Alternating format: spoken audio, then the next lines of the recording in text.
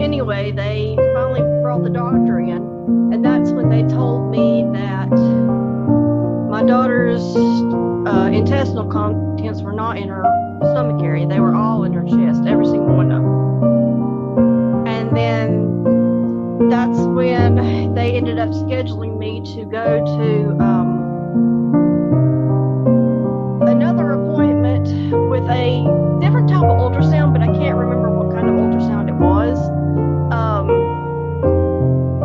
It was just a more potent ultrasound, and that's when they got a better look at the organs and whatnot, and that's when they ended up saying that basically they were sure at that point. That was when they knew that for sure it was CDH, and I really didn't know a lot about it at that point. And then I just eventually was sent to Winston to see the guy that would be doing the surgery. And that's when he told me there was a 50% chance. And he said, I'm sorry, I can't guarantee anything for you. So how far away from home were you for the specialty doctors? About an hour, I would say, give or take, from home. So how did the pregnancy go from after finding about the CDH? How did the pregnancy go from there?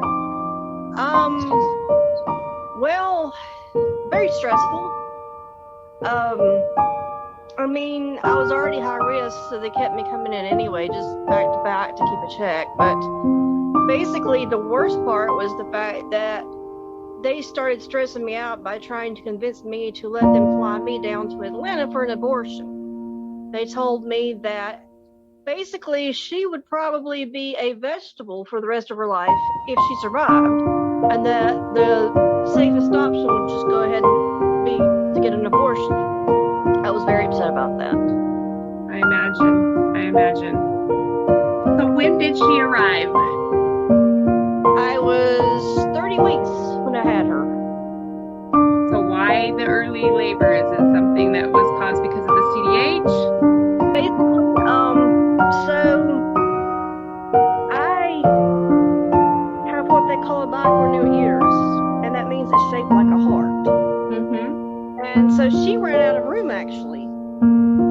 So she basically wanted out, I guess. And all of a sudden, even though I was on bed rest for that week, while we were trying to keep her in, by the time I hit 30 weeks exactly, we heard this rustling on the monitor, and all of a sudden my water broke, and she was ready to come out. Yeah, I was already in bed rest at 29 weeks, and we tried all week to keep her inside and not be born early, but it just didn't work. She wanted out. So what happened on the day she arrived? Was she arrived by C-section, by vaginal birth? No, I was expected to have a C-section all week because of the birth defect. And then she ended up turning herself down instead of being sideways anymore. And she was born, I'd say, within 30 to 40 minutes. Wow, that was fast. The worst part about it, though, was that we had to wait on the NICU to get there. They had a NICU team that would be coming straight down to get her.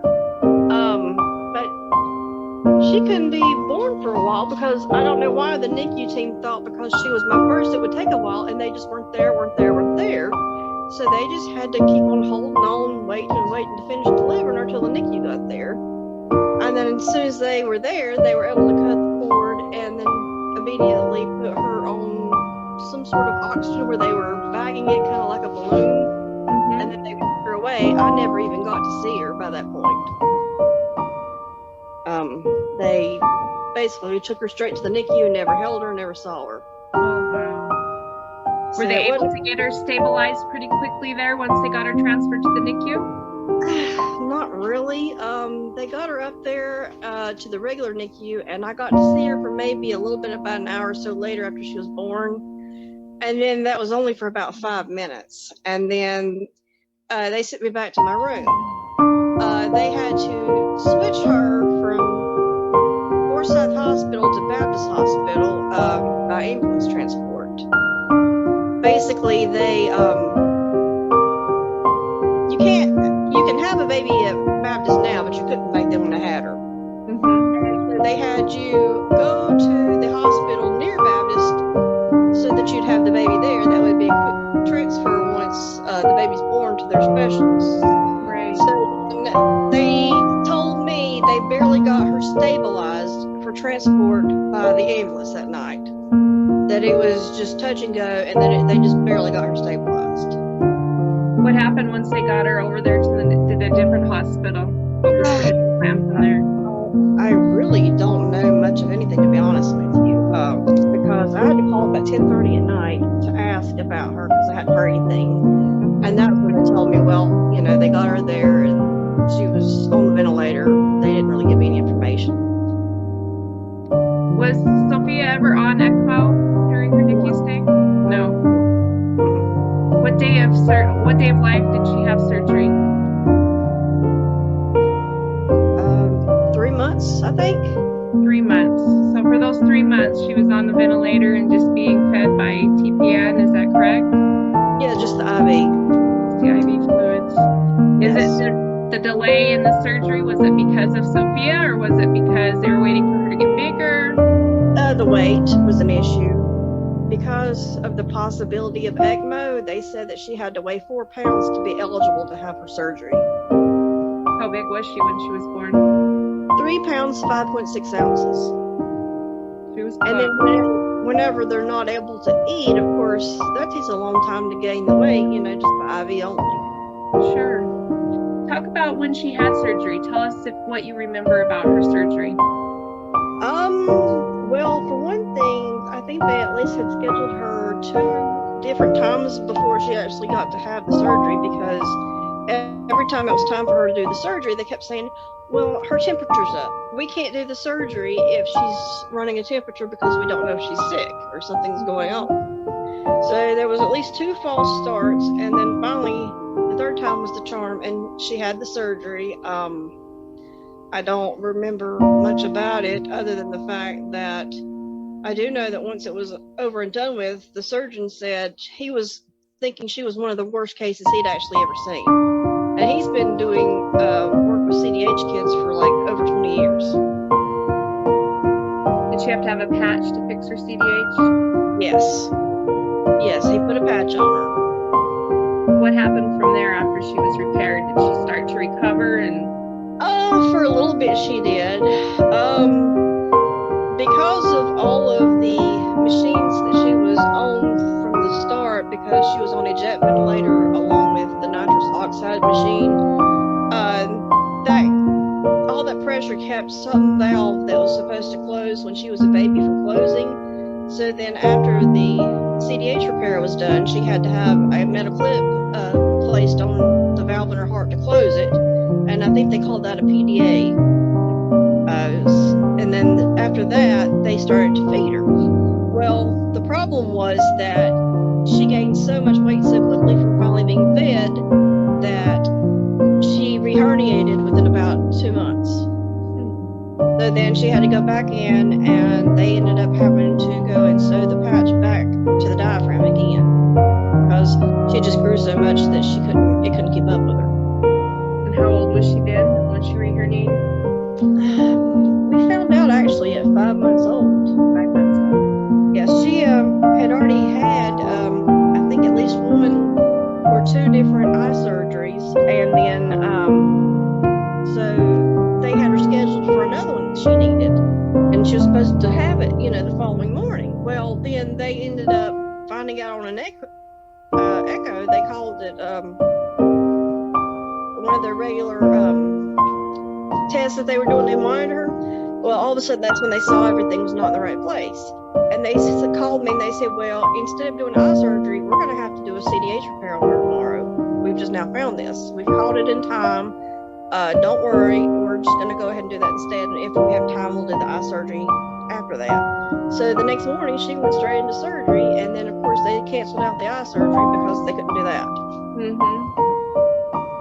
How did it go from there after her reherniation surgery? How did things go? After that, I mean, everything went fine as far as, you know, recovering in the NICU and doing better and graduating to the next intermediate care.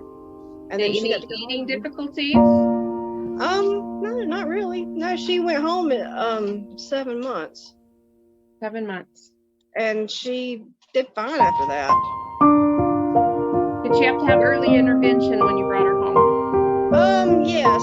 We had all kinds of different therapies that she had to go through because she had basically been motionless in the hospital for so long. She did not have any of the muscle development she was supposed to have. Right. Did she come home with oxygen? Yes. How long did you have to use the supplemental oxygen? She was 2.5 years old when she got off, I think. And, you know, we had to do regular x-rays of, you know, the lungs to check on what was going on. And they actually found a gallstone on one of those x-rays. And so she had to have surgery when she was about 2 years old to take her gallbladder out because being on IV only had caused the gallstone. So she had to have an additional surgery at 2 years old for gallbladder removal. That must have been hard for you and her because being 2 years old is scary for her. Yes, definitely. What has happened since then? Just gradual improvement every single year. I mean, we started out where she was being hospitalized about twice a year because every time she would get the flu shot, about a week later, she'd end up with pneumonia. So we would have to spend a couple days in the hospital for her to recover. And then when she finally did get RSV several years after getting off the CDH shots, you know, she had another stay in the hospital for that. But since then, it's just been on the up and up. Do you have any lung issues, lasting lung issues that she's been diagnosed? She does. But she's not really having too much of a problem, but once in a while she does have to use her inhaler, especially like if it's hot or there's something bad about the air quality. They told us that she has, I'm trying to think of the name, restrictive lung disease, that's what they called it. And they told me that on an x-ray her lungs looked fine, but they said basically the sacs in her lungs did not develop right. So you can't see that on an x-ray. Right. So does she have to have inhalers? Or anything? Yes, she has inhalers for whenever she just needs them. Just like I said, if she's over exercised or if it's bad air quality or if the temperature's not very good, she'll sometimes use them. When she gets sick, sometimes she has to use an inhaler or even a nebulizer to be able to overcome it. So with Sophia being one of our older survivors, has she asked you questions about CDH and have others asked her about CDH? A lot of people have actually asked her, and she's good for advocating with it. I don't really think she's asked me too much about it because we've kind of basically explained it to her all of her life, so she's pretty well versed in it. That's wonderful. Wonderful that she knows about CDH and is just such a strong advocate. Hi, Sophia. We greatly appreciate you sharing her story. Tell me a little bit about what life is like now with her. She's a fairly normal teenager for the most part, other than the fact that we have to go to multiple doctor visits and specialists a lot.